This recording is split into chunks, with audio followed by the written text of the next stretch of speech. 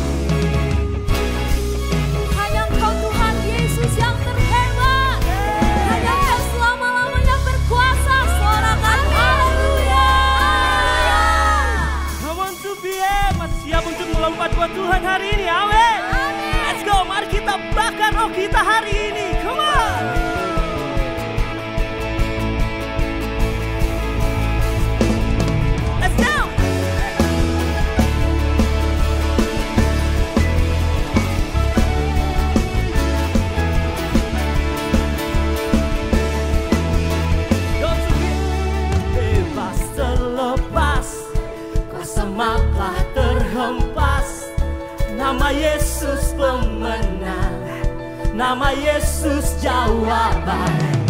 Langkah takkan berhenti, berlari sampai akhir. Sukan tinggi namanya, sukan ajar namanya. Roh Kudus membakar setiap kami. Naikkan pujian mujizat terjadi. Come on to be here, let's go yo. Mengalir kuasa-Mu, nyalakan api-Mu, ku nyanyi oh oh oh oh oh oh oh. Tercurah kuasa-Mu, nyalakan api-Mu, ku nyanyi oh oh oh oh oh. Ajaiban terjadi.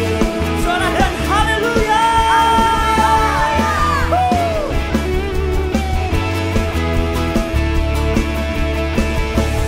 Langkah takkan berhenti, berlari sampai akhir. Suka tinggi namanya, suka ajar namanya. Tambahkan Roh Kudus membakar setiap. Come on to the end. Bakar, bakar. Dengan pujian mujizat terjadi. Mengalir kuasa-Mu, nyalakan api-Mu, ku nyanyi oh oh oh oh oh oh. Tercurah kuasa-Mu, nyalakan api-Mu, ku nyanyi oh oh oh oh. Ajaiban terjadi. Mari kita tepuk tangan di atas kepala kita, come on. Semuanya ikutin saya ya. Come on. Want to hear your voice, come on. Oh oh oh oh oh oh oh oh oh. Sekali lagi. Oh oh oh oh.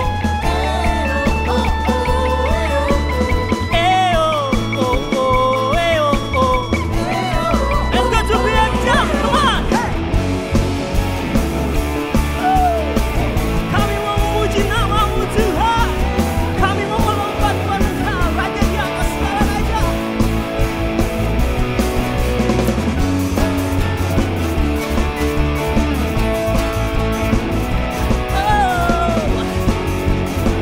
Come on to PM, are you ready? Come on. Roh Kudus membakar setiap kami. Come on, bakar, bakar. Naikkan pujian mujizat sekali lagi. Come on, I want to hear your voice. Come on.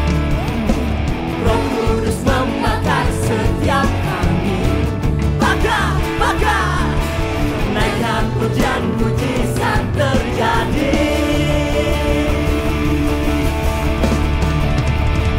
Mengalir kuasa-Mu, nyalakan api-Mu, ku nyanyi oh oh oh oh oh oh.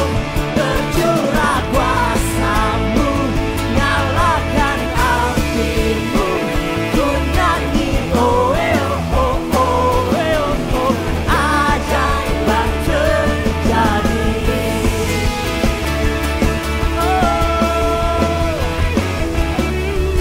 Kami mau memuji nama-Mu Tuhan setiap hari dalam hidup kami.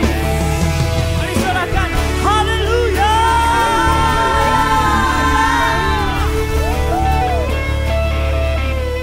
Cek. Shalom to BM. Ada sukacita hari ini untuk Tuhan kita? Yeay. Silakan. Ayo apa? Duduk, silakan. Apa kabar semuanya, baik ya? Luar biasa. Bagaimana di dunia kerja, di dunia pendidikan, aman semua? Nggak ada masalah sama bos? Aman ya? Kali ya? Oke. Nah, kita mau menyambut dulu nih buat teman-teman, mungkin ada yang baru pertama kali hadir di 2PM. Soalnya kalau ada yang baru pertama kali hadir, katanya suami saya mau jungkir balik ini, katanya. Enggak gitu. Perjemaat ya? Enggak ada. Enggak ada. Ada yang baru pertama kali hadir? Wah, ada. Wah, luar biasa. Mau- Enggak gitu. Scott jam aja, Scott jam ya. Ya, udah. Ada satu aja. Ya, selamat Ada lagi? datang. Serius. Ada yang baru pemusik mana? Halo, Scott jam lagi. Ya. Iya. Ada lagi gembala mungkin. Sebelah sini ada yang baru. Serius, Boleh ada kenal? lagi? Halo, selamat datang. Welcome home. Wah, luar biasa sekali. Haleluya. Dikali berapa? 1, 2, 3, 4, 5, 6. Udah dong. 60 kali berarti. Semurat. Selamat datang di 2PM. Wah, luar biasa sekali ya. Buat teman-teman semuanya kami ucapkan selamat datang. Nanti jangan lupa nanti teman-teman boleh ya gebungkul, jangan lupa ya. Nanti kita ngobrol-ngobrol lagi. Ya kan nggak apa-apa. Iya, nanti sebelum kita lanjut pengumumannya kita mau memberikan persembahan dulu. Buat teman-teman mungkin bisa di scan QR code-nya ada di bangku depan kalian atau mungkin bisa di layar di belakang sini. Nah sebelum kita mau memberi persembahan kita mau berdoa dulu. Tuhan Bapa, kami mengucap syukur untuk hari ini Tuhan. Sebentar kami ingin memberikan berkat Tuhan yang tentunya berasal dari Engkau. Kami percaya Tuhan berkat ini tentunya akan memberkati rumah-Mu Tuhan, gereja ini dan juga akan menjadi berkat bagi banyak orang di luar sana. Berkati Tuhan, tangan-tangan yang memberi, Engkau yang melihat Tuhan. Dalam nama Tuhan Yesus kami berdoa. Amin. Haleluya, amin. Ya nanti sambil teman-teman memberikan persembahan jangan lupa nanti QR code-nya atas nama Fendi ya. Salah, jangan sampai salah. Bercanda. GBI PRC. GBI PRC. Gak Ya, boleh dong. Gak boleh dong. Ya. Oke, nah setelah persembahan nanti kita mau ngapain lagi nih Beb? Nah, kita mau kasih tahu teman-teman kalau kita ini punya Cool dan aku mau mengajak teman-teman semuanya untuk ikut Cool karena kalau nggak ikut Cool tuh rugi banget. Karena kalau boleh cerita sedikit, aku tuh ikut Cool Tutuan, itu tuh Cool yang isinya itu keluarga-keluarga muda, di mana itu aku sangatlah terberkati dan juga sangat disupport gitu loh sama komunitas ini gitu. Kalau misalnya, jadi kita mama-mama punya perkumpulan juga namanya Mahmud ya, mama-mama muda gitu. Ya kita nganggap aja diri kita muda gitu ya. Papa-papa nggak ada ya? Papa-papa lagi Soon ya. Terus di situ tuh kita punya anak yang toddler seumuran gitu loh. Ya. Jadi tuh kayak struggle-nya sama. Mungkin kalau nggak ada komunitas ini, mungkin saya udah ke psikolog kali ya. Saya stres gitu loh. Ya mungkin saya juga. Oh iya, karena Kenanya ke saya akibatnya. Jangan curhat dong. Ya jadi buat Iya. teman-teman benar nih kata istri saya yang paling cantik ini. Jadi buat teman-teman yuk join Cool. Ya jadi selain tadi kalau kami kan pasangan suami istri pas banget di Cool Tutuan. Kalau misalnya nanti teman-teman di dunia profesional misalnya kayak aduh gue kerjaan kayaknya ada sikut-sikutan atau segala macam, gimana cara handle-nya ya, gimana cara responnya ya. Betul. Salah satu jawabannya itu ikut Cool. Betul. Benar ya para leader ya, karena bikin kita encourage kita kalau misalnya tiap minggu, 1 minggu sekali nanti kayak hari Rabu tuh kayak aduh gue udah lemah banget nih, capek banget nih, kayak butuh sesuatu semangat gitu. Iya. Datang Cool, kurang lebih kayak gitu. Iya, Nih, nanti Cool-nya ada banyak banget sekarang banyak kita. banget tuh. Sampai ke sana juga ada tuh Cool-nya. Tuh. Ini sampai parkiran nih gue nih. Ada.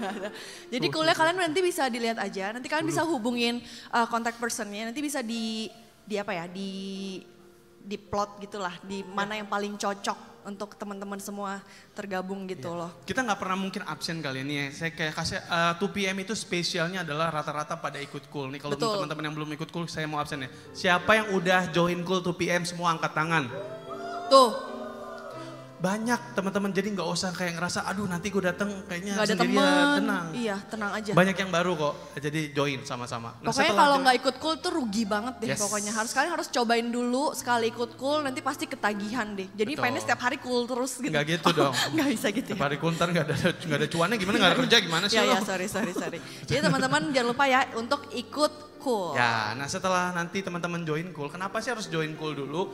Karena after misalnya kita udah kenal sama-sama, teman-teman mau diajak untuk pelayanan, Yes. volunteer. Ya, jadi kita juga ada open volunteer, banyak banget bidang-bidangnya. Ya. Nanti juga teman-teman bakal diarahkan mana yang lebih cocok untuk teman-teman. Di sini kalian bisa lihat, kalau misalnya nursery kalian bingung, jadi kita di belakang juga ada ruangan nursery, itu isinya anak-anak kami juga di sana. Jadi di sana juga yang melayani jadi dari mama-mamanya juga, Ya. dari teman-teman juga. Jadi di sana juga anak-anak kita ikut tertanam juga gitu. Ya, jadi teman-teman yuk sama-sama kita melayani Tuhan yang sama ya. Jadi kita mau benar-benar kasih yang terbaik karena kalau kita belajar kemarin tuh benar-benar Tuhan tuh bukan cari yang bisa tapi Tuhan cari yang mau.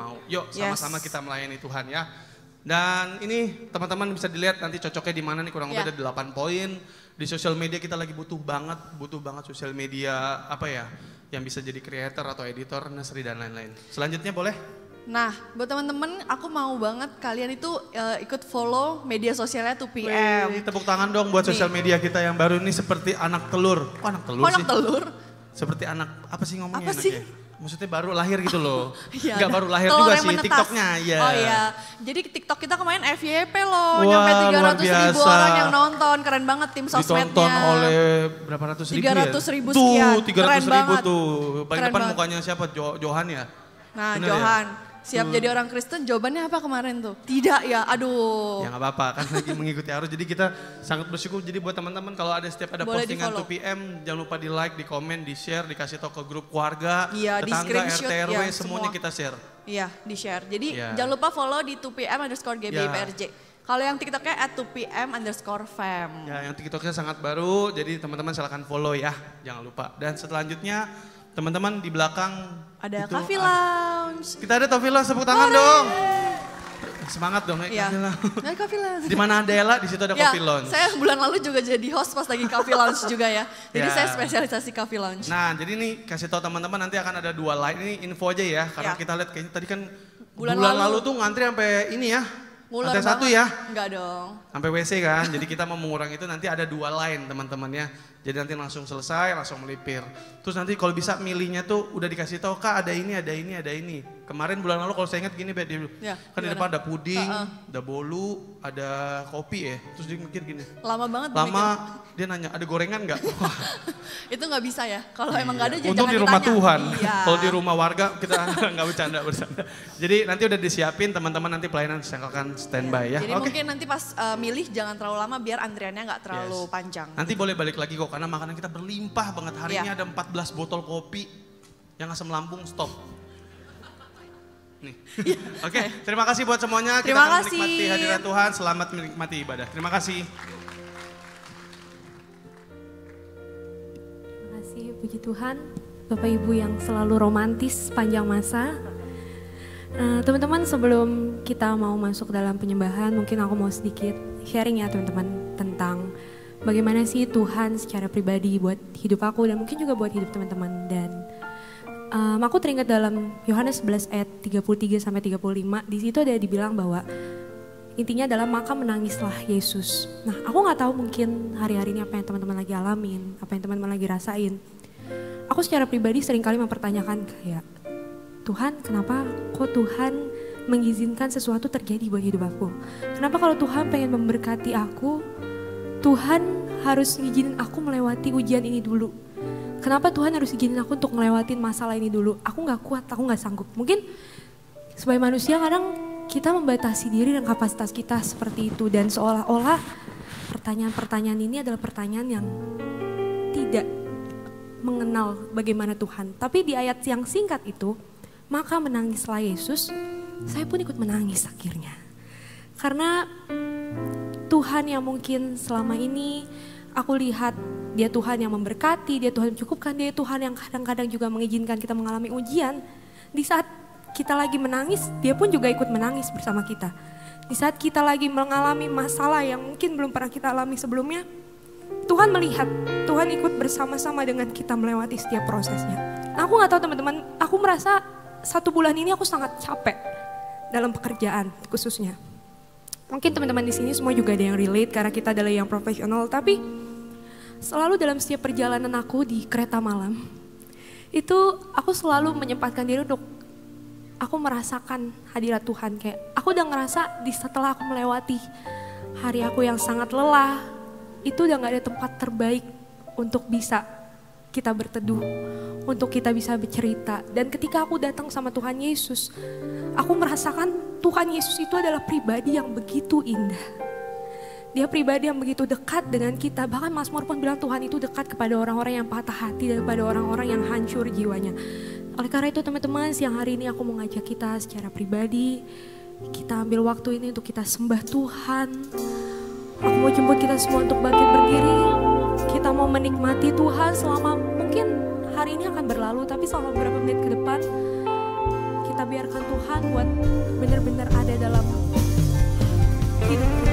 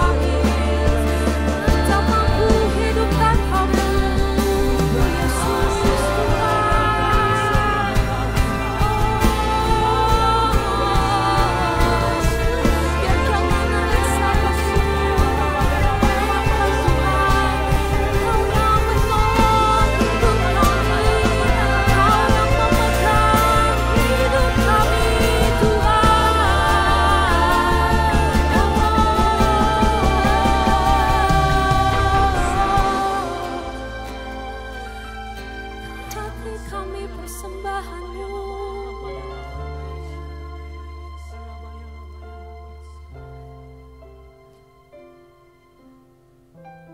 Bawa ku dekati hadirat-Mu.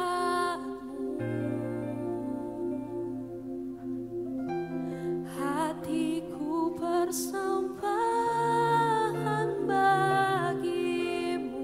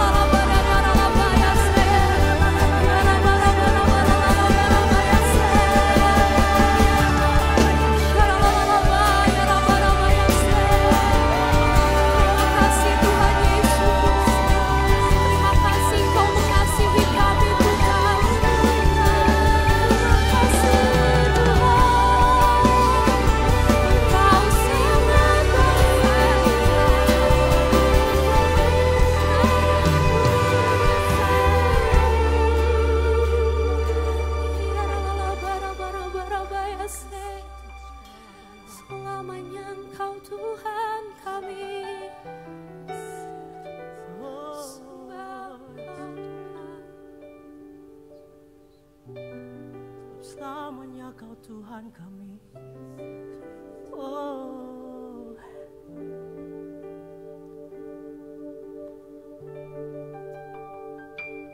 selamanya Kau Tuhanku yang terutama di hidupku.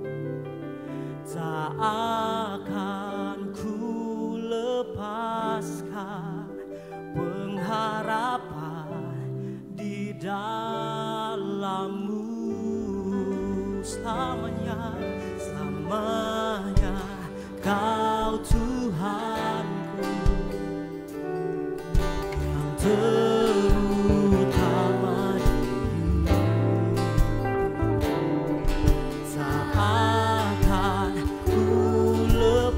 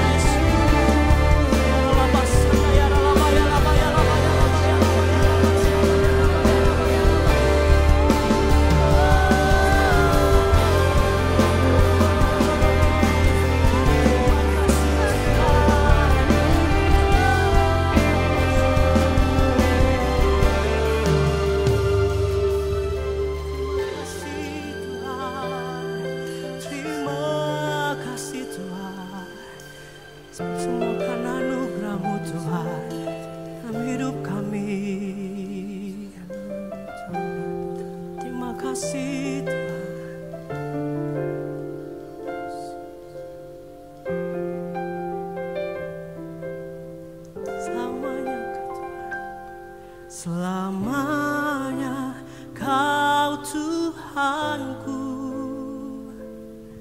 yang terutama di hidupku. Tak akan ku lepaskan pengharapan di dalam-Mu. Mari jemaat Tuhan sama-sama kita katakan, selama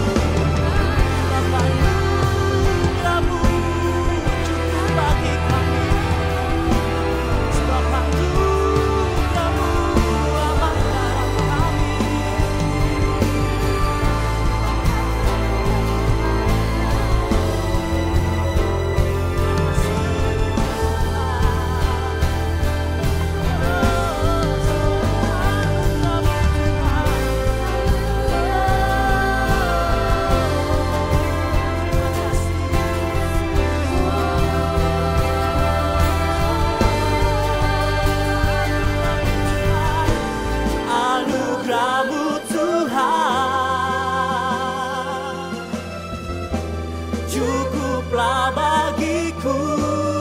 Anugerah-Mu Tuhan, anugerah-Mu Tuhan, cukuplah bagiku. Anugerah-Mu Tuhan, anugerah-Mu Tuhan, cukuplah bagiku.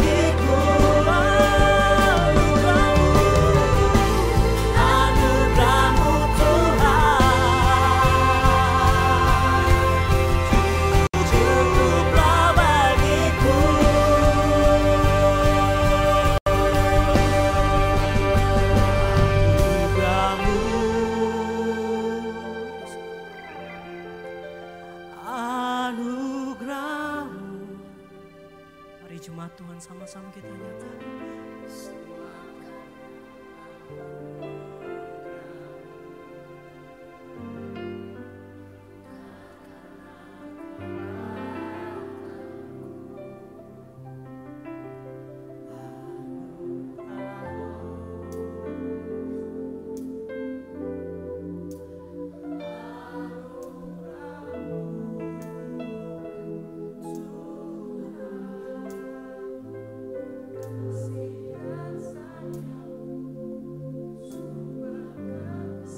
Kita nyatakan anugerah-Mu Tuhan, anugerah-Mu,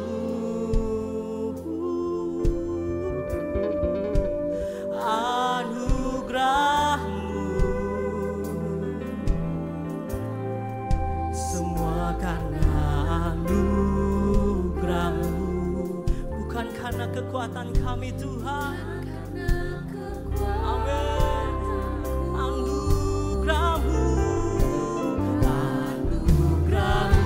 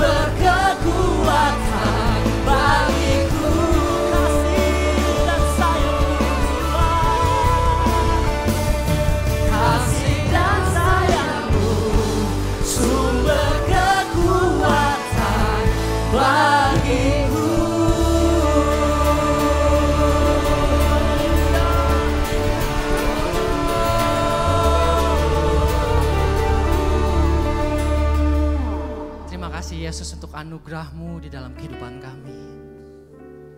Terima kasih untuk penyertaan-Mu di dalam kehidupan kami.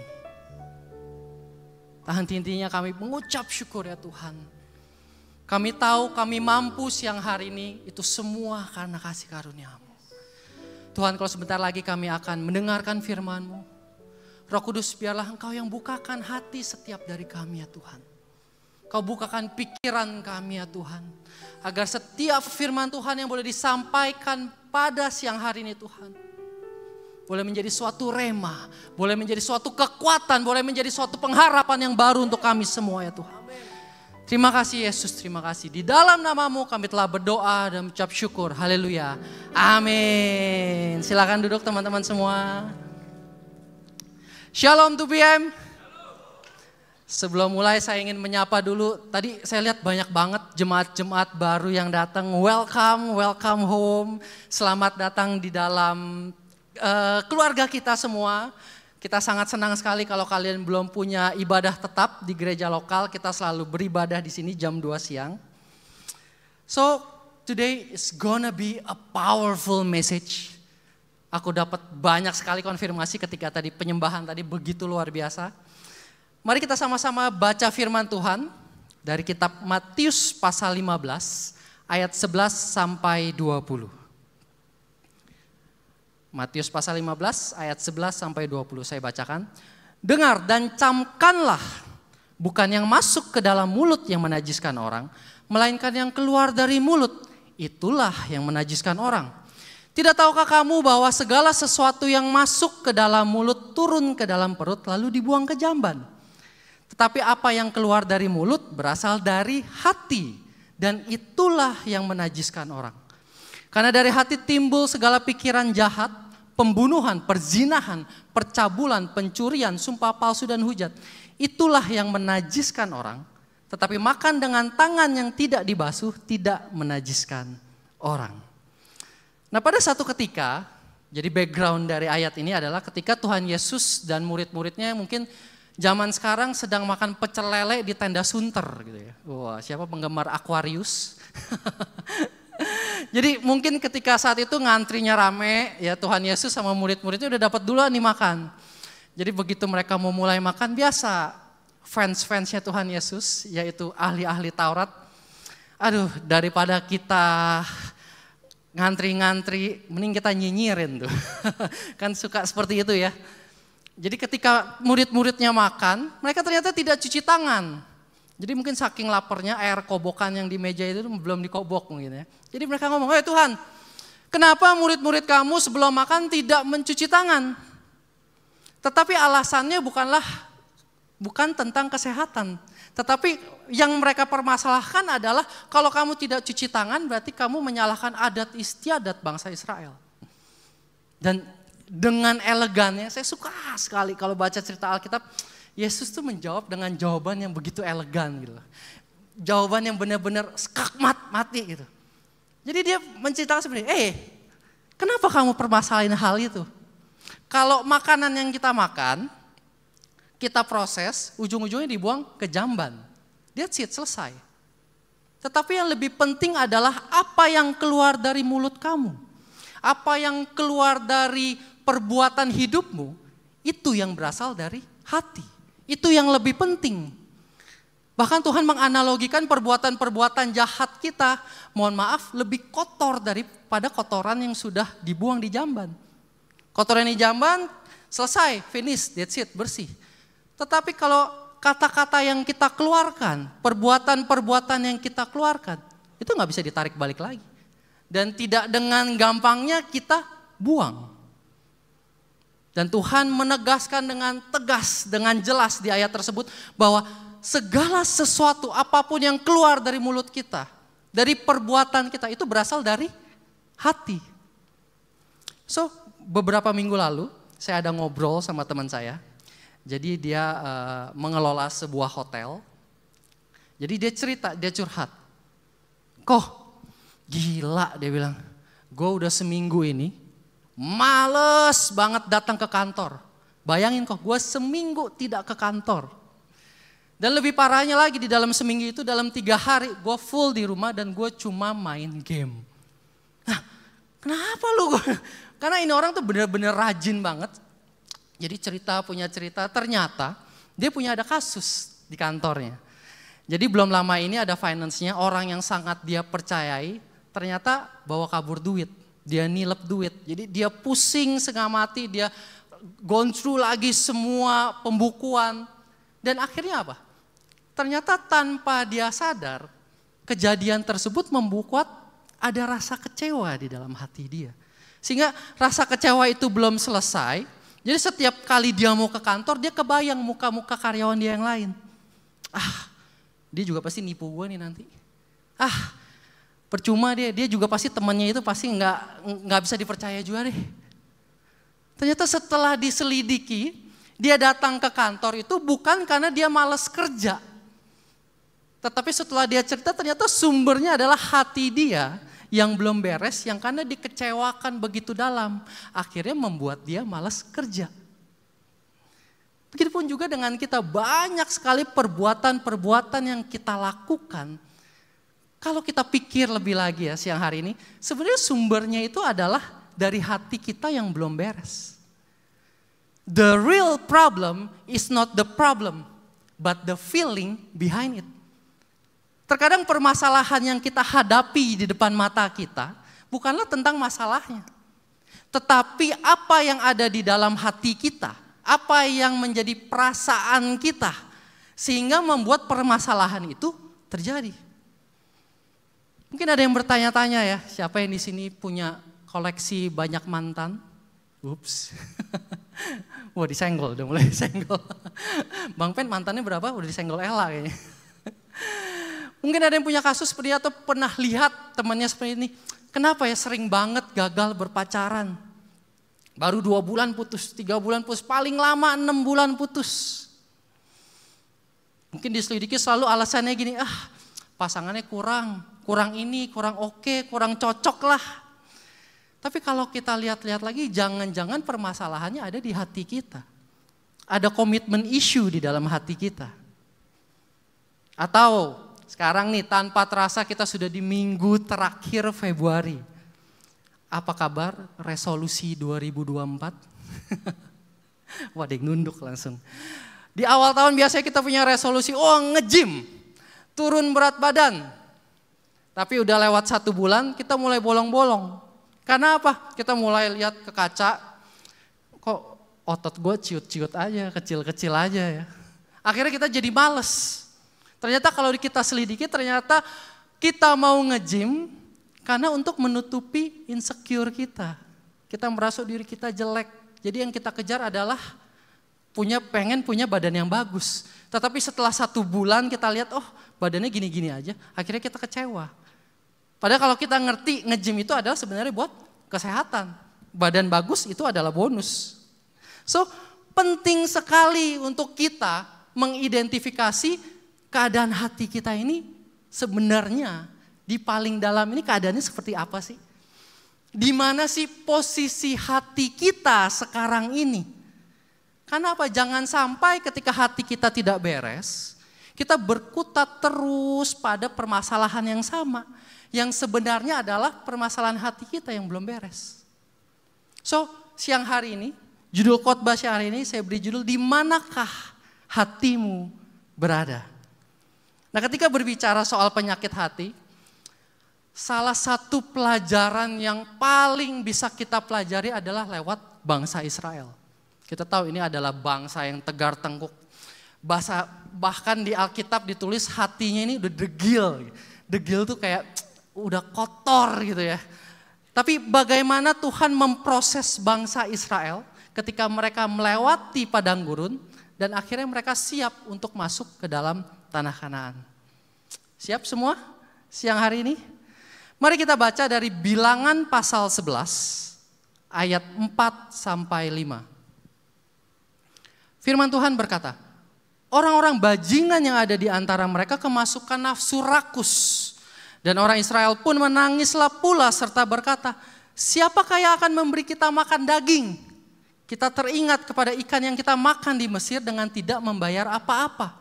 Kepada mentimun dan semangka, bawang pre, bawang merah dan bawang putih. So, hal yang pertama adalah ketika hati kita terjebak pada masa lalu. Setelah bangsa Israel, next slide boleh. Setelah mereka keluar dari tanah Mesir, bangsa Israel mulai menunjukkan sikap hatinya. Jadi biasa kan mereka hidup enak di tanah Mesir, makanannya juga enak. Begitu mulai masuk ke padang gurun, ceritanya mereka mulai ngidam apa yang makan di tanah Mesir. Mereka mulai bersungut-sungut sama Tuhan. Aduh Tuhan dulu, dengan gampangnya kalau kita lapar, kita tinggal cedok mungkin di sungai Nil, dapat ikan. Tinggal makan, gampang Tuhan. Dulu dengan gampangnya kita bercocok tanam. Kita tanam sayur, kita tanam bawang. Makanan kita jadi enak, makanan kita lebih bervariasi. Dulu Tuhan, aduh, ini panas-panas gini di padang gurun. Kita kalau aus kita dengan gampangnya kita belah semangka. Wah, makan dengan seger. Jadi tanpa sadar jiwa raga mereka sudah keluar dari tanah Mesir. Tetapi sayangnya hati mereka masih nyangkut di Mesir. Dan lewat cerita ini kalau kita refleksikan pada kehidupan kita. Banyak loh dari kita yang memiliki sikap hati seperti bangsa Israel. Jiwa raganya masih di sini. Fisik badannya mungkin di tempat duduk ini sedang dengerin khotbah. Tetapi hatinya masih di masa lalu. Gue sebel banget tuh hari Jumat kemarin. Di kantor bos gue udah enak liatnya. Mukanya sih begini lihat ke atas panggung. Atau kita keinget lagi, dia mungkin kita ada sensi sama teman di gereja, dia lagi, males lah, pindah duduk. Tapi sepanjang kebaktian kita lirik terus, gara-gara dia nih. Ya, ayo kalau boleh coba ngaku, badan kita di sini, hati kita ketinggalan di masa lalu. Kita terjebak pada kegagalan di masa lalu. Kita terjebak pada kesuksesan kita di masa lalu. Sehingga tanpa sadar, hati kita yang terjebak di masa lalu menyeret-nyeret kita di masa sekarang. Kita suka mengglorify apa yang terjadi di masa lalu. Oh dulu, mungkin pengusaha-pengusaha yang online ya, zaman COVID, wah kita tahu mereka lagi panen-panennya. Tiap bulan double omset, tiap bulan omsetnya double lagi. Tapi sekarang, ketika omsetnya turun, situasi sudah normal, masih mau menggunakan cara yang sama dan hasilnya sama. Karena terjebak glorify masa lalu. Atau mohon maaf, pada zaman COVID dulu, ada beberapa dari kita yang profesional terkena layoff. Kita masih mengeluh, oh dulu gue tuh manajer. Sekarang gue disuruh kerjain begini, kerjaan admin. Nggak level ya. Dulu hati kita masih terjebak terus pada kesuksesan kita di masa lalu. Dan yang lebih bahayanya lagi adalah ketika hati kita terjebak pada kegagalan kita di masa lalu. Kesalahan-kesalahan yang kita lakukan di masa lalu. Atau rasa sakit kita yang kita rasakan di masa lalu. Dan kita masih pegang terus nih sampai sekarang. Kita seret terus sampai sekarang. Kalau berbicara tentang pacaran, seperti tadi di awal, oh yang koleksinya banyak mantan. Beberapa ada yang ketawa nih. Belum ada yang cocok kok, kurang. Bahasa sekarang gitu kan, kurang. Nomor 1, 2, belum nyampe nomor 3, coret lah kok. Akhirnya kita putusin. Ketemu lagi, kayaknya dia cocok nih, oke nih, kerja di Tokopedia nih, wah jabatannya tinggi nih. Kayaknya bisa nih, dijalanin, akhirnya 4 bulan putus. Terus menerus terjebak pada relationship seperti itu. Padahal ternyata kalau diselidiki, jangan-jangan problemnya ada di kita. Jangan-jangan waktu dia pertama kali pacaran, dia diselingkuhi sama pacarnya.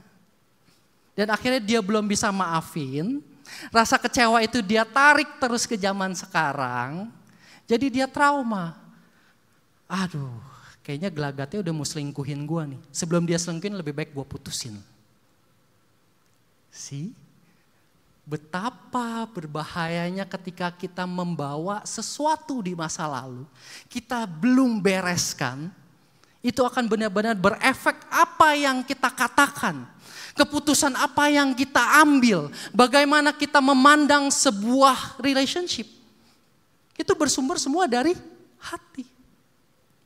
Nah, kalau berbicara di dalam 2PM kayaknya nggak cukup kalau tidak didukung dengan fakta-fakta ya.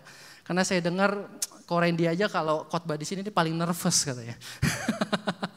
Jemaatnya kritis semua. Nah, ada sebuah science, jadi sedikit belajar ya, mengenai kenapa kita terus selalu berputar-putar terus pada kesalahan yang sama. Jadi di otak kita ini ada 2 bagian. Ada otak yang primitif dan ada otak yang modern. Nah, otak primitif ini hampir mirip seperti otak yang masih ada di hewan. Nah, tugas si otak primitif ini adalah mengcapture kejadian-kejadian yang ada di masa lalu. So ini yang dinamakan konsep familiarity. Ketika kita akan mengambil sebuah keputusan, kita akan memilih suatu hal yang familiar di otak kita. Ketika kita mencari pacar yang dulu gak beres, that's why kita akan memilih berkutat dan berulang-ulang. Kita akan memilih pacar yang sebenarnya sudah red flag. Tapi sudah tercetak di otak kita. That's science. So penting sekali siang hari ini kalau Tuhan katakan, mungkin Tuhan ada yang ngomong di hati kamu sekarang. Jangan tolak. Dengarkan. Apa yang kamu bawa di masa lalu? Apa yang belum beres di masa lalu? Apa yang kamu takutkan di masa lalu dan gak berani kamu hadapi sampai sekarang? Siapa orang yang tidak mau kamu temui sampai sekarang?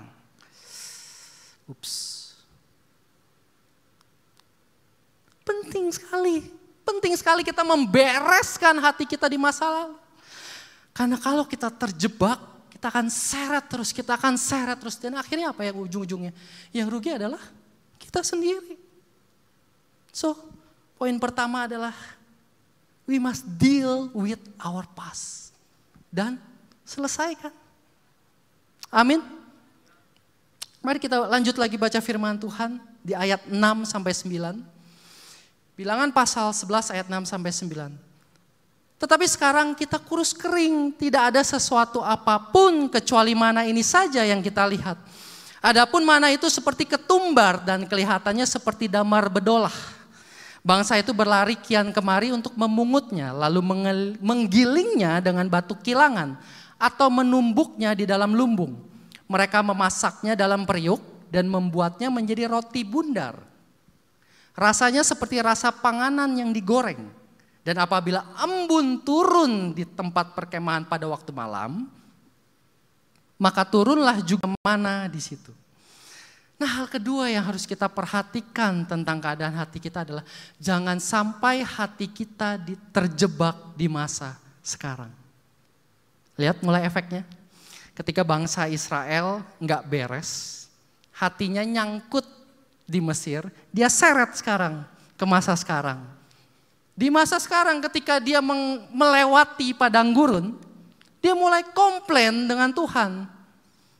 Karena selama di padang gurun Tuhan cuman provide roti mana. Nah, siang hari ini saya mau sama-sama ajak teman-teman kita belajar apa sih makna dari mana itu. Kita mau sama-sama belajar karena penting sekali ketika kita tahu apa mana itu. Mungkin selama ini masih ada yang berpikir, oh mana itu kayak roti tawar yang geblok gitu jatuh Tuhan kirimkan. Roti yang gede yang kita bisa beli di Holland Bakery gitu. Siang hari ini this will be powerful. Kita akan belajar sama-sama mana itu apa sih. Kalau fakta pertama adalah, ini aku sampai bawa, ini adalah biji ketumbar. Yang punya kolesterol, tiap pagi minum ini direndam, loh. Beneran. Biji ketumbar kecil seperti ini. Coba aku buka ya, sebentar ya. Oke, bisa lihat Bang Pen? Enggak dong, karena belum saya ambil.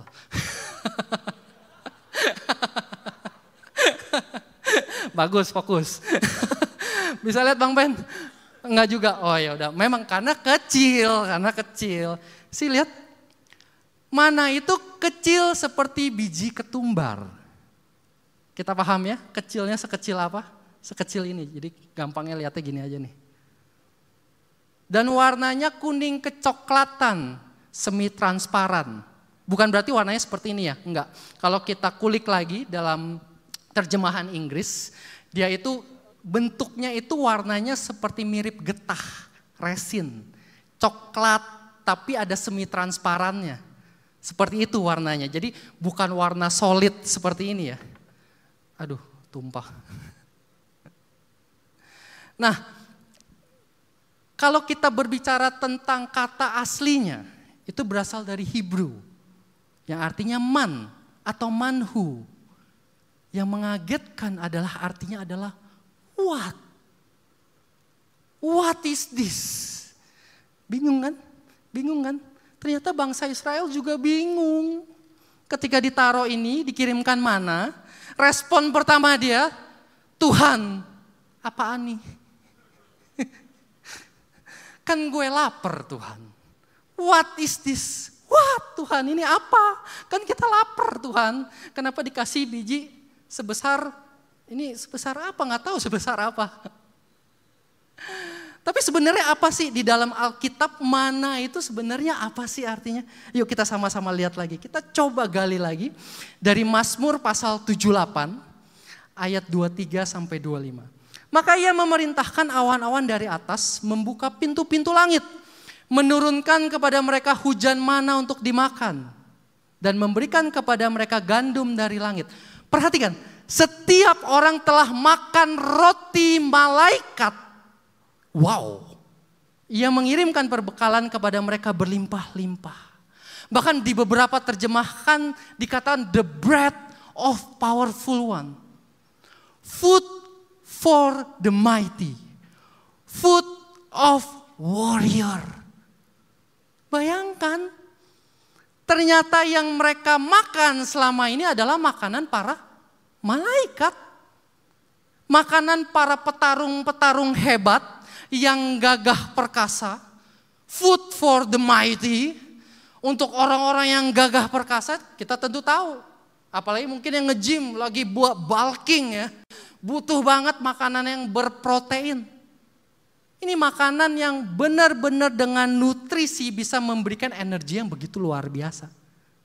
Dan sekecil ini. Dan kalau kita kulik lagi faktanya lebih lanjut, possible gak sih sekecil ini tuh bisa punya nutrisi begitu banyak? Jadi ada sebuah fakta, seorang profesor bernama Gregory Walker.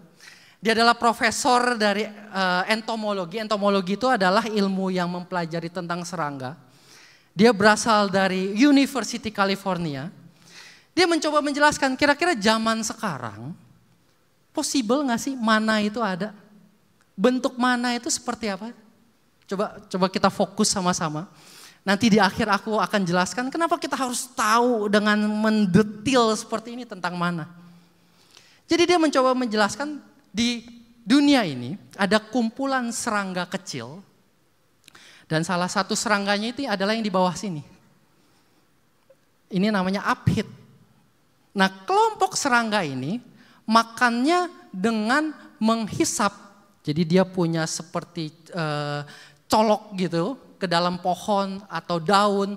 Jadi selama dia hidup kerjanya cuma dia menghisap cairan yang ada di pohon. Cairan-cairan yang penuh dengan nutrisi. Dari dia lahir sampai serangga itu mati, kerjanya cuma menghisap cairan yang sangat amat penuh dengan nutrisi, penuh dengan air.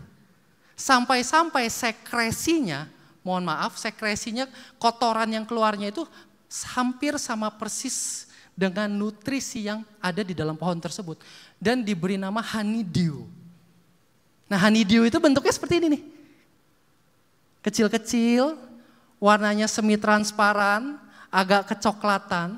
Dan setelah diteliti lagi, kandungan honeydew ini begitu luar biasa.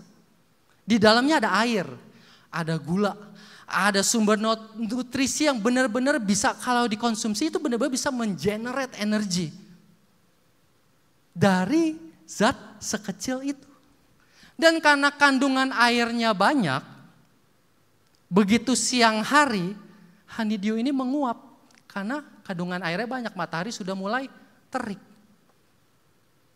Coba kita balik lagi kemana? Hampir sama kan? Saya nggak bilang ya, saya nggak bilang kalau honeydew itu adalah mana. No, we never know. Tapi possible nggak Tuhan memberikan dari benda sekecil ini untuk memberikan kekuatan? Sangat amat possible. Isn't God is so amazing? Kalau bangsa Israel selama 40 tahun di padang gurun dia cuma makan mana, dia tetap bisa bertahan hidup. Bahkan tidak hanya bertahan hidup, mereka juga bertambah banyak. Tetapi apa yang mereka lakukan? Apa respon mereka?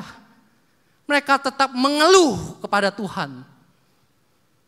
Mereka berfokus pada padang gurun yang mereka hadapi. Padahal mana sudah diberikan oleh Tuhan kepada bangsa Israel. Yang jadi pertanyaan sekarang adalah, bagaimana dengan kita? Bagaimana siang hari ini kita memandang hidup kita? Apakah kita merasa, Tuhan, my life is flat, my life is boring Tuhan. Tuhan, hidup macam apa yang Tuhan berikan di dalam hidupku sekarang ini? Kenapa Engkau izinkan ini terjadi? Kenapa penderitaan ini Engkau izinkan terjadi? Kenapa sakit hati ini Engkau izinkan terjadi di dalam hidupku? Kita mulai melupakan hal-hal kecil yang Tuhan sudah berikan.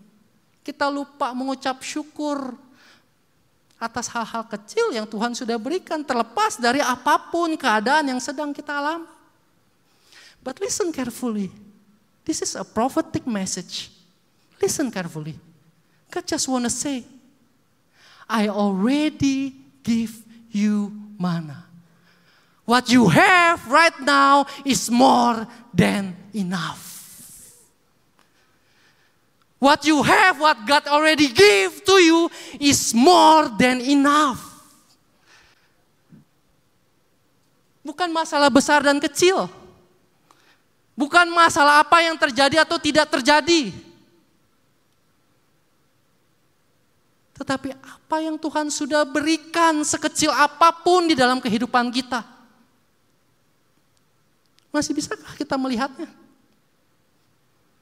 Masih bisakah kita mengucap syukur atasnya? Masihkah kita percaya? Walaupun sekecil ini akan tetap memberikan kita kekuatan untuk melewati segala hari demi hari. Walaupun kita masih di padang gurun. What you have right now is more than enough.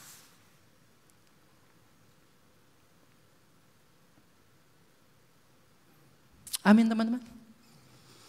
Mari kita lanjut lagi baca firman Tuhan di ayat 31 sampai 35.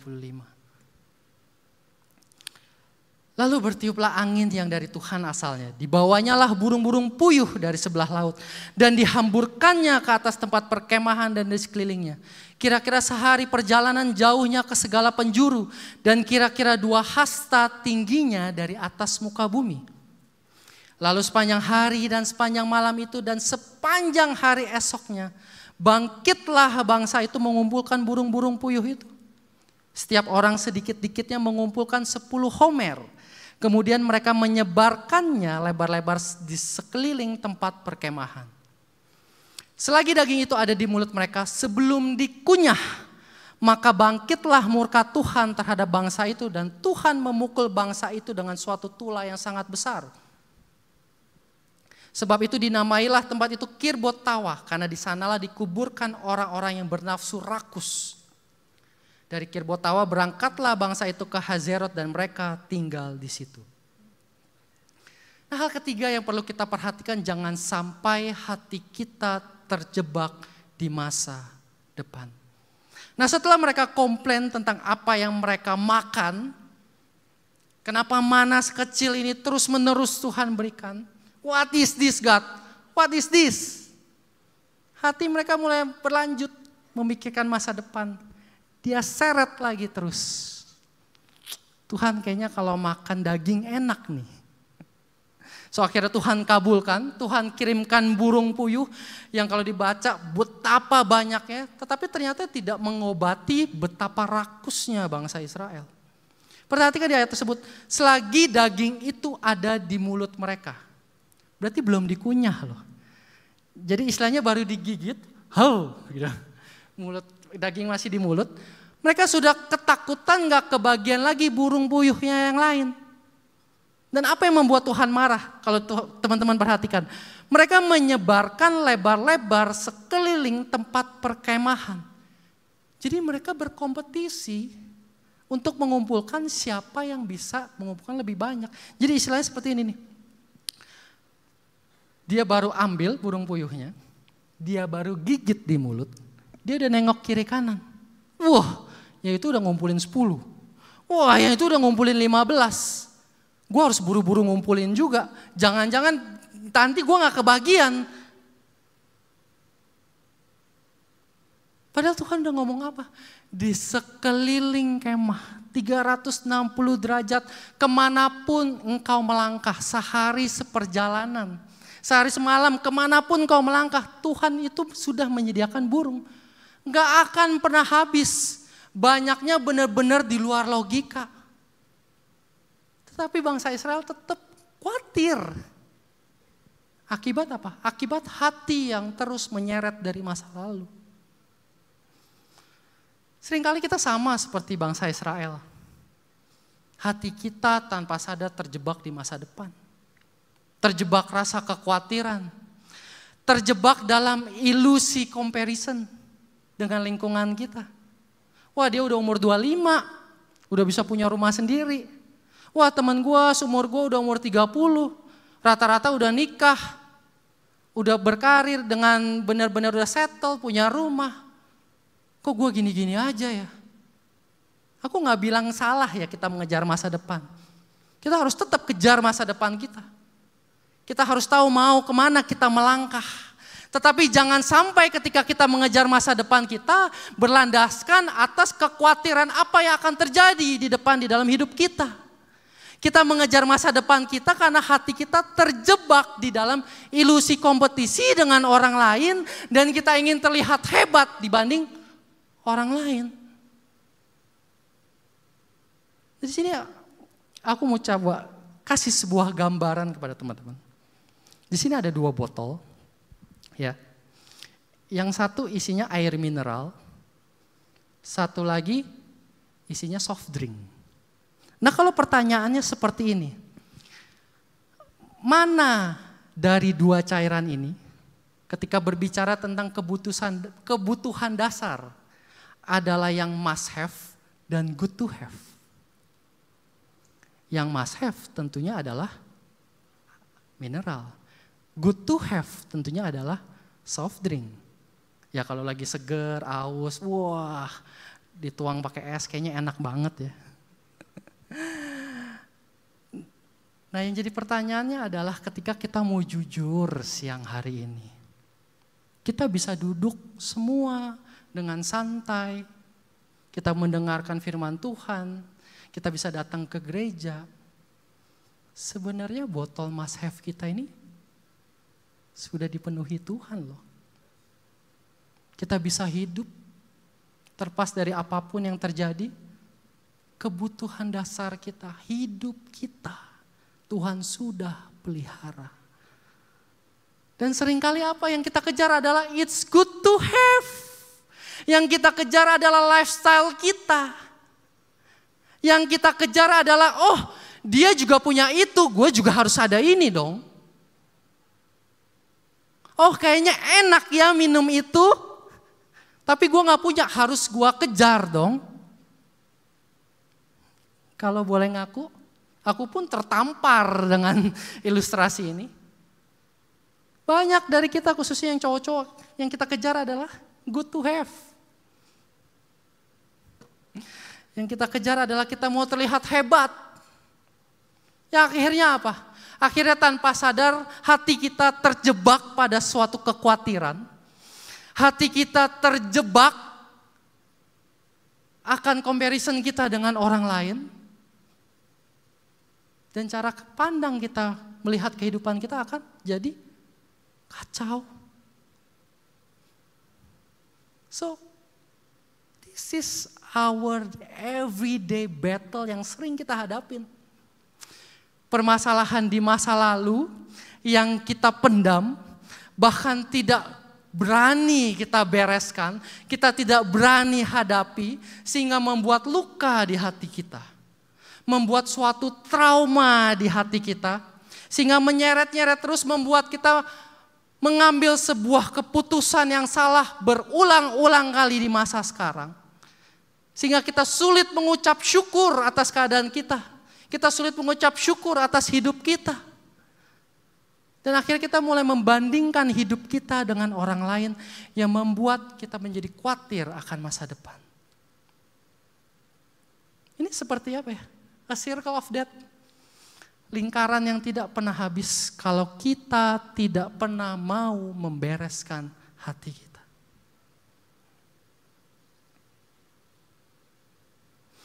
So yang jadi pertanyaannya adalah, apa yang harus kita lakukan agar hati kita tidak terjebak terus, agar hati kita bisa terbebas? Mari kita baca lagi Bilangan pasal 21, kita loncat ke pasal 21 ayat 4 sampai 9. Setelah mereka berangkat dari Gunung Hor, berjalan ke arah Laut Teberau untuk melilingi tanah Edom, maka bangsa itu tidak dapat lagi menahan hati di tengah jalan. Lalu mereka berkata melawan Allah dan Musa, mengapa kamu memimpin kami keluar dari Mesir supaya kami mati di padang gurun ini? Sebab di sini tidak ada roti dan tidak ada air, dan akan makanan hambar ini kami telah muak. Lalu Tuhan menyuruh ular-ular tedung ke antara bangsa itu yang memagut mereka sehingga banyak dari orang Israel yang mati. Kemudian datanglah bangsa itu mendapatkan Musa dan berkata, kami telah berdosa sebab kami berkata-kata melawan Tuhan. Dan engkau berdoalah kepada Tuhan supaya dijauhkannya ular-ular ini daripada kami. Lalu Musa berdoa untuk bangsa itu. Perhatikan di ayat 8. Maka berfirmanlah Tuhan kepada Musa, buatlah ular tedung dan taruhlah itu pada sebuah tiang. Maka setiap orang yang terpagut, jika ia melihatnya akan tetap hidup. Lalu Musa membuat ular tembaga dan menaruhnya pada sebuah tiang. Maka jika seseorang dipagut ular dan ia memandang kepada ular tembaga itu, tetaplah ia hidup. Kita loncat ke kitab Yohanes 3 ayat 14 dan 16. Perhatikan. Inilah jawabannya.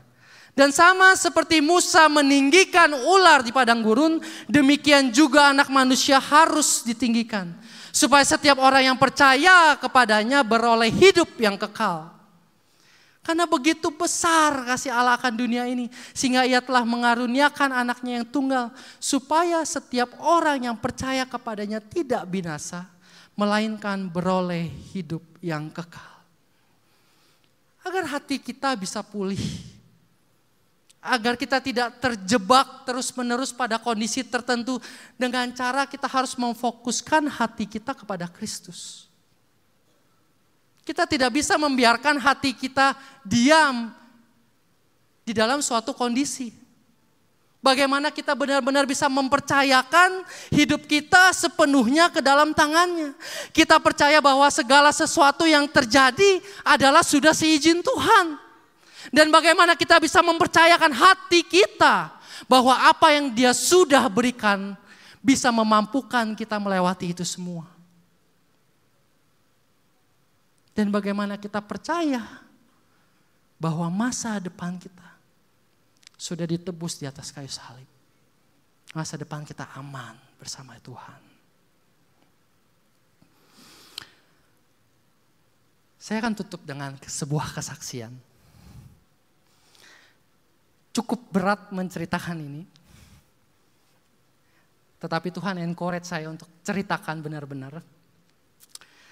Jadi puji Tuhan, saya dan istri di tahun ini sudah masuk ke tahun ke-10 pernikahan kami. Jadi gak berasa sudah 10 tahun, dan di awal pernikahan Tuhan mengizinkan padang gurun yang begitu panjang di dalam pernikahan kami. Jadi ketika awal menikah, background ceritanya kita tinggal di komplek PMI, Pondok Mertua Indah. Oh Ella gak relate Ella. Jadi yang namanya tinggal bareng walaupun rumahnya di sebelah, ada aja cekcok, ada aja salah paham, ada aja kita ya berantem-berantem mulut yang tanpa sadar melukai hati aku dan hati Dewi. Melukai hati kami yang cukup dalam. Sampai ada kata-kata, kok bisa ya? Apa jangan-jangan dia benci kami? Tetapi perjalanan itu tetap kami lewati. 2 tahun, 3 tahun. Kami mulai ada kerinduan, oh Tuhan ini udah 3 tahun, udah 4 tahun. Kok kami masih belum dikaruniai anak? Akhirnya kami berdoa. Singkat cerita ada satu pagi Dewi masuk ke kamar, bebek. Dia bilang, aku hamil kata dia. Yang bener lu kakak. Karena setiap kali tes pack gagal. Aku udah yang kayak, oh, tapi begitu tahu 2 garis jingkrak juga. Akhirnya kita cek ke dokter, tapi ketika cek ke dokter bilang, mukanya tuh agak kurang enak dokternya gitu. Pak, ini kan masih baru, belum ada detak jantungnya. Kita tunggu 2 minggu lagi ya, kita lihat perkembangannya. Jadi dia udah ada kisi-kisi, kalau di umur segitu harusnya size-nya jauh lebih gede. That's it, selesai, kita tunggu 2 minggu, kita balik lagi, tidak berkembang. Kita tunggu 2 minggu lagi, kita pakai segala cara, kita minum obat. Sampai satu waktu, aku ingat aku pulang dari toko, pas banget momennya, aku buka gerbang, Dewi teriak, bebek, dia bilang, Aksa, dia udah teriak. Ternyata Dewi miscarriage di WC. Akhirnya yaudah. Kita bawa ke dokter, akhirnya harus dikuret. Saat itu karena belum ada denyut jantungnya, kita move on. Kita benar-benar move on, oh ya udahlah Tuhan, kalau memang belum waktunya. Setelah itu kita doa lagi, Tuhan, Ayo dong Tuhan, kita udah melayani nih Tuhan. Saat itu kita udah melayani. Saat itu kami sudah dipercayai mengembalai sebuah kul. Tuhan ayo dong, malu nih Tuhan, masa gak dapat anak. Selang berapa bulan, akhirnya Tuhan karuniakan lagi anak. Wah, Dewi masuk lagi ke kamar. Tapi kali ini benar-benar kita jaga, benar-benar kita jaga. Kehamilannya ini kita jaga. Udah Dewi di rumah, tidur, jangan ngapa-ngapain. Nggak ada lagi kulineran naik motor ke Pademangan. Nah di tengah kehamilan yang kedua semua berjalan dengan mulus. Kita yakin, oh Tuhan, this is the time. Aku sampai ngomong, aku sempat doa, aku masih ingat sekarang kurang ngajarnya aku sama Tuhan. Tuhan kalau sampai ini nggak jadi, aku mau murtad Tuhan. Dan semua benar-benar smooth. Everything was smooth sampai ke minggu 16. Jadi sekitar 4 bulan lebih kandungannya. Kita daftar ke dokter, biasa cek bulanan. Aku ingat di bangku tempat duduk, Dewi masih ada ngerengek. Beb, sebelum makin gede mau dong ke Singapura kunjungin Cece, aku kangen. Yaudah kita cari tiket, lagi cari-cari tiket kita dipanggil, udah happy-happy dong. Dokternya juga, halo Ibu Dewi, ayo silakan duduk-duduk. Jadi kan duduk, diperiksa, begitu tiang USG ditaruh di perut, aku masih ingat kata-katanya. Dia cuma ngomong, loh Pak, anaknya di mana? Loh Pak, kok denyut jantungnya nggak ada? Wah detik itu benar-benar kaki aku lemes, benar-benar aku udah nggak bisa berdiri lagi. Dewi udah nangis histeris kencang-kencangnya. Dan saat itu aku masih denial. Aku tarik Dewi, aku keliling lagi. Oh katanya di rumah sakit sana ada profesor yang jago, alat lebih jago. Kita pergi. Enggak, ini dokter pasti salah. Kita pergi saat itu juga. Kita masuk. Dan kita dapat fakta yang lebih mengencangkan lagi. Pak, dia bilang. Kalau dari hasil USG mesin kami, tengkoraknya ini sudah shrinking. Yang harusnya umur 16 minggu, ini sudah menciut jadi 12 minggu. Jadi anak Bapak itu sudah meninggal lama 2 minggu. Wah hati kami hancur sehancur-hancurnya. Akhirnya Dewi harus mengalami proses persalinan, dia harus minum obat. Jadi diinduksi seperti lahiran normal. Dan aku lihat, aku saksikan. Anak pertama aku itu cowok. Dan pulang ke rumah, inilah yang mungkin Tuhan sudah set demikian begitu rupa. Aku masih ingat sampai sekarang, begitu kami pulang ke rumah, Mama cuma siapin, karena kita pulang udah malam banget. Dia sengaja dia beliin sapo tahu dan 2 nasi. Dia cuma ngomong, kalian pasti lapar, yuk makan. Dan saat itu Mama cuma peluk kita. That's it ya. Dan saat itu juga Tuhan bukakan hati aku. Kalau selama ini aku berpikir mama mertua aku itu jahat. Kalau aku selama ini aku berpikir papa mertua aku itu jahat. Tapi saat itu Tuhan benar-benar bukakan hati kami berdua. Aku benar-benar rasakan kasih Dia yang begitu luar biasa. Tuhan mulai bukakan kebaikan-kebaikan yang selama ini dia mungkin dia tidak bisa sampaikan lewat kata-kata. Tapi begitu perhatiannya dia di dalam hidup kita. Begitu dalam sayangnya dia sama kita. Dan sejak saat itu hubungan kami jauh lebih baik. Aku yang tadinya jujur aku sampai sebenci.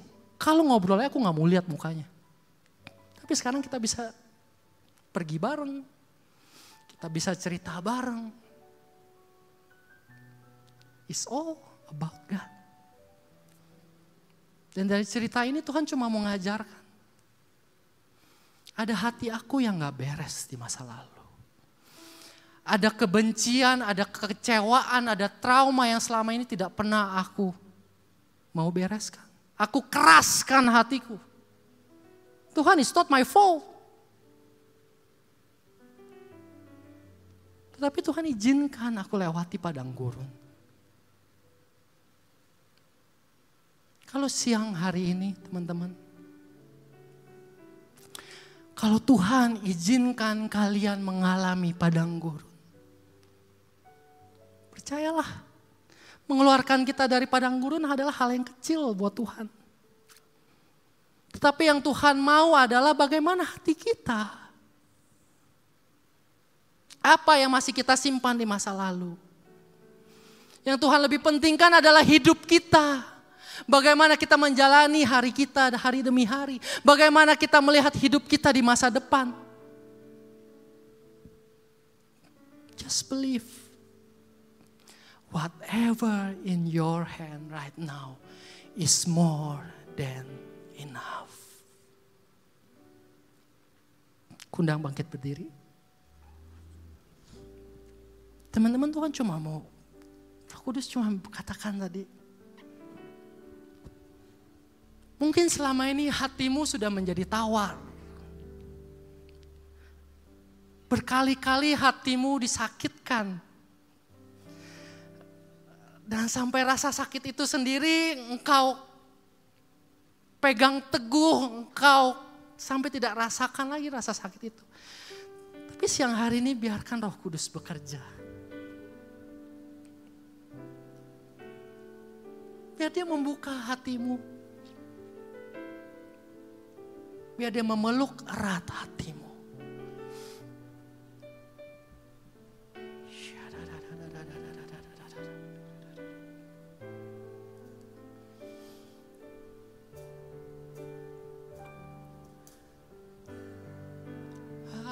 Hatiku hanya Engkau di hidupku, Yesus, Kau terindah, selamanya ku menyembahmu, ku membawa hidupku, inilah persembahanku untuk Yesus, Kau terindah, selamanya ku menyembahmu, ku membawa hati. Jangan keraskan hatimu.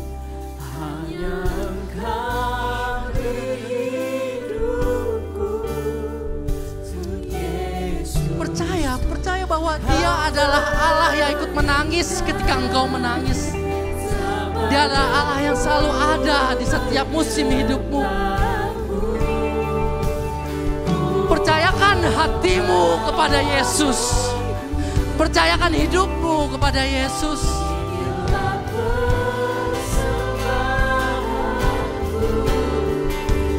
Yesus, Kau terindah, selamanya ku menyembahmu, Yesus. Mungkin ada dari kita yang Tuhan izinkan mengalami padang gurun. Kita selalu berdoa, Tuhan, ini berat Tuhan. Tuhan, aku gak sanggup lagi Tuhan. Tuhan, mau sampai kapan aku bisa lepas dari keadaan ini Tuhan.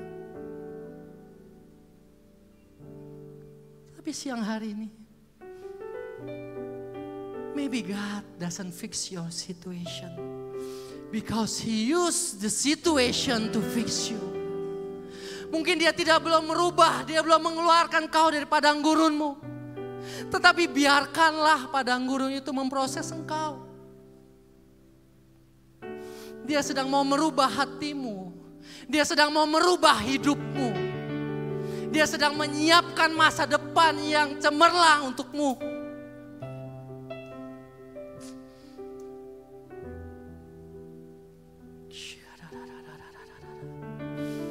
Maukah Maukah kita percaya kepadanya bahwa Dia sanggup untuk memulihkan segala luka yang ada di dalam hati kita. Maukah kita percaya bahwa it's more than enough for us. Maukah kita percaya masa depan kita aman bersama Dia.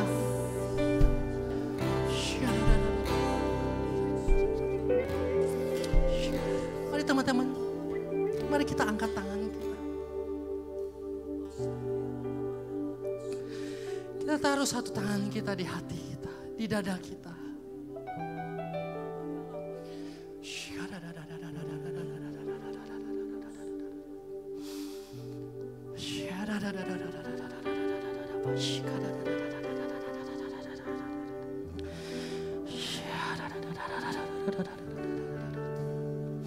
Tuhan, ini hidup kami, Tuhan. Tuhan, ini hati kami, Tuhan. Tuhan, ini kesedihan hati kami, Tuhan. Tuhan, ini luka hati kami, Tuhan. Tuhan, ini kekecewaan kami, Tuhan. Tuhan, ini ketakutan kami, Tuhan. Tuhan, ini hati kami yang hancur ya Tuhan. Tapi siang hari ini Tuhan, kami mau serahkan sepenuhnya ke dalam tangan-Mu ya Tuhan. Tuhan, kami mau percayakan hati kami dalam tangan-Mu ya Tuhan. Tuhan, kami mau belajar percaya lagi kepada-Mu ya Tuhan. Tuhan, kami mau percaya ya Tuhan, bahwa kasih setia-Mu cukup untuk kami Tuhan. Kasih setia-Mu boleh ada untuk kami setiap pagi ya Tuhan. And it's more than enough. Terima kasih Yesus. Terima kasih atas penebusan-Mu di kayu salib. Kau menunjukkan kasih-Mu yang begitu luar biasa. Biarlah setiap tetesan darah-Mu membalut hati luka kami ya Tuhan. Biarlah setiap tetesan darah-Mu ya Tuhan memulihkan hati kami, memulihkan hidup kami ya Tuhan, memulihkan masa depan kami ya Tuhan. Thank you Jesus, thank you Lord, thank you Jesus. Tuhan, kami percaya Tuhan, siang hari ini Tuhan, ketika kami melangkah keluar, kami menjadi pribadi yang berbeda ya Tuhan. Ke setiap langkah kami pun punya pengharapan ya Tuhan. Kami menjadi pribadi yang baru ya Tuhan. Tidak ada satu hal lagi di dalam nama Tuhan Yesus masa lalu kami yang bisa mengingat kami. Kami mau patahkan di dalam nama Tuhan Yesus bahwa hidup kami sudah kepunyaan Engkau. Thank you Lord, thank you Jesus.